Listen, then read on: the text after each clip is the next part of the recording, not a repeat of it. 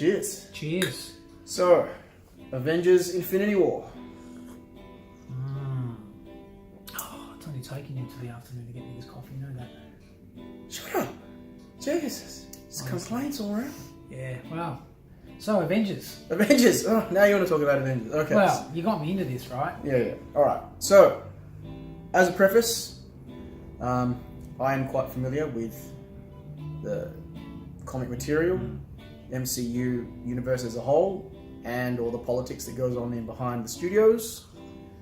Jason has seen Ant-Man. Donut would be the way you describe my knowledge base on the Marvel universe. Jason confuses DC characters with Marvel characters. It amazes me. Or one word. Well. Quick test. Yeah, Superman. Yeah, Superman. No, but hang on. We've had this conversation. There's a reason why I get confused. When you look at Deadpool, right? Yeah. In Deadpool 2, the dude's introducing DC and the Marvel universe all in one. How am I supposed to know these things, right? Okay. Fair enough. So anyway, but take your point. I've had this baptism of fire. All right. I've been dragged into the universe, loving it, to be frank. All right. Fair enough. And we went to see Avengers. We went to see Avengers. Yeah. So, first thing off the bat, 2 hours and 40 minutes. Was it long?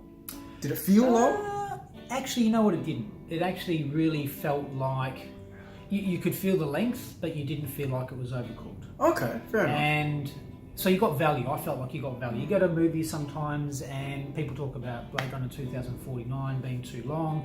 That's my sort of thing. I liked it. It felt as long, but there was a lot more going on. Okay. So, no.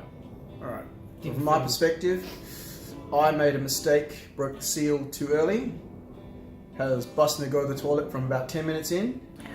At the end of 2 hours and 40 minutes, felt slightly long, but well worth not leaving my chair for it. The body was telling you that's true. And look,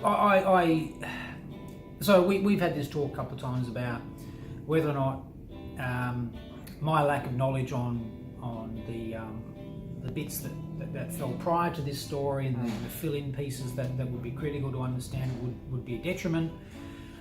Look, I loved it for what it was. There was a lot, as I said, a lot happening, good character introduction at the right times. You talked about they were splicing through the songs at the right piece to introduce the fact that whether it was Guardians of the Galaxy coming in, they just did it really, really well.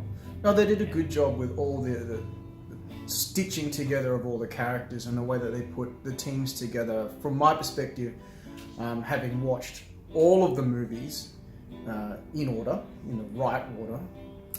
It was definitely a good payoff for me. Very, very good payoff as they move into phase 2 of the Marvel Cinematic Universe, which we'll have to go back and get you caught up ready for that, I think. So was there anything in particular in the movie that you actually felt you just couldn't understand, was just confusing? Look, there were certain pieces of certain character introductions, I guess. A couple of characters I didn't know. I wasn't familiar with what I now understand to be the Winter Warrior. You know, the one-armed bandit with the bionic arm. Yeah. So he was introduced. I realised who he was later on. But for me, so as a novice coming into that, it was just a question of, okay, there's another character with another potential superhero trait. Yeah. So yes and no. It certainly would have been, I think, more advantageous to better know that backstory, and I'll go back now and I've been screwed. But having said that, in the grand scheme of things, do you feel that it detracted in any way, shape or form? No. See, this is why I think they've set the movie up so well. They've given each character those separate pieces of airtime, I suppose you could say, right? Without chopping and changing all over the place and you don't know what's going on. There's none of that. It's really, there's structured pieces, isn't there? Exactly. And see, this has been my main point. I think as a mainstay, as a person who's read the comics, you often have side characters come in who you may not be familiar with, and it's enough. You don't need to know every single backstory of all these side characters to really enjoy the overarching story. That's my opinion of it in any case. No, that's exactly right. Does this make you feel like you want to watch more? Oh God, yeah. Look, I mean, I found the humour in the movie too is to be something that was really, really catching. So there's some serious parts. There's some very humorous parts that kick in. Definitely. Yeah, Definitely. I think. Well, mate. We'll have to go back because Jason still hasn't seen Ragnarok, and we'll probably watch that. Well, we'll watch it in sequence. But when we get to it eventually, man. Shush you. When we get to it eventually, I think you'll understand what I mean. Where the Russo brothers do a really good job of the pacing of their humor. It's not over the top. It's not slapstick. It's really, really well done.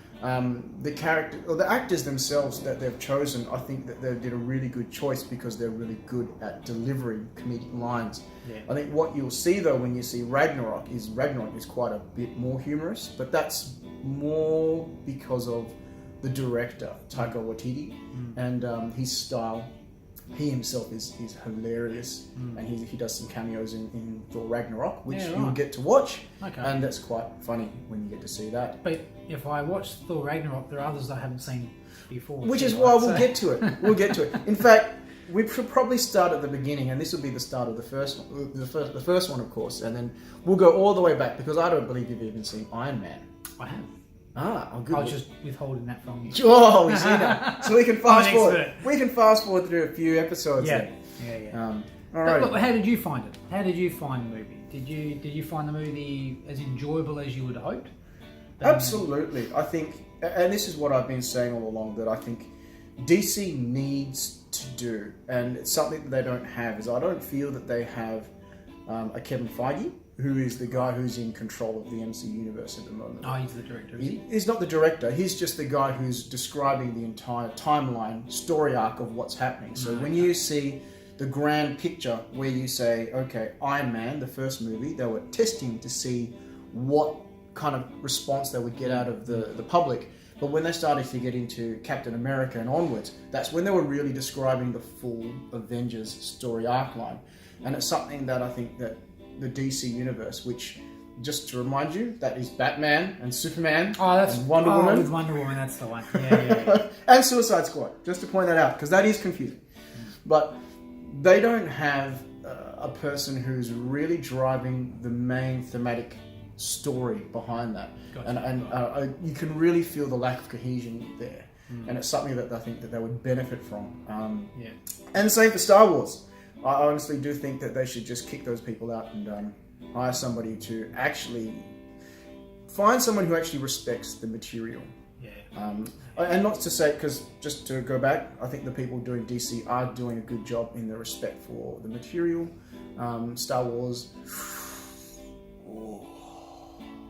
Yeah, you and I have similar views on that. We are Star Wars nuts from way back. And look, we won't get into it here because it detracts from what we're talking about. That's correct. Another video, but certainly I think the authenticity that needs to be kept there for diehard fans.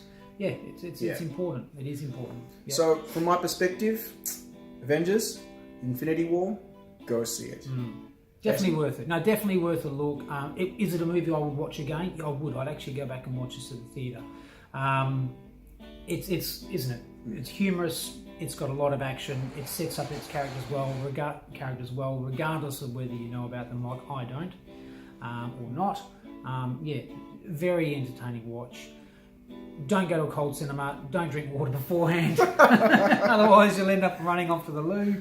But good movie. And don't forget to stick around. If you haven't seen it yet, don't forget to stick around to the very, very end. Indeed. There is one final outro scene, and it comes at the very end of the credits. So just to pay attention to that. Yes. So thanks for watching this video. And the next video, I think we will go back and watch Iron Man, because it's probably a good idea to review from the beginning how we feel about the whole movie. And having gone through the whole process, maybe relook again at Avengers Infinity War with a complete picture. Absolutely. That sounds like a great idea. All right. Cheers. Cheers. Fantastic.